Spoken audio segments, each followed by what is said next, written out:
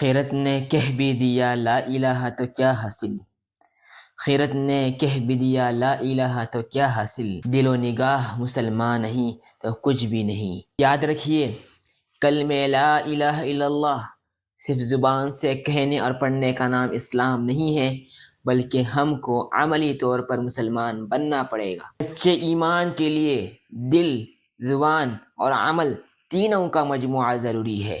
ایمان نام ہے، اقرار باللسان زبان سے اقرار کرنے کا، تصدیق بالقلب دل سے اس کو تسلیم کرنے کا، اس کو سچا ماننے کا، اس کی چیزوں کو اپنے دل کے اندر پیوست اور بٹھانے کا، وعمل بالارکان اور عمل کے ذریعے اس کا ثبوت پیش کرنے کا نام ایمان ہے۔ اللہ تعالیٰ قرآن میں ارشاد فرماتے ہیں قالت الاعراب آمنا قل لم تؤمنوا ولكن قولوا اسلمنا ولما يدخل الايمان في قلوبكم وان تطيعوا الله ورسوله لا يلدكم من اعمالكم شيئا ان الله غفور رحیم۔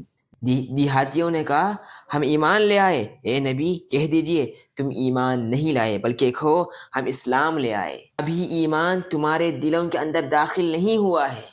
اگر تم اللہ اور اس کے رسول کی اطاعت کرو گے تو تمہارے اعمال میں سے اللہ کچھ بھی کم نہیں کرے گا، یقیناً اللہ بخشنے والا اور بہت ہی مہربان ہے۔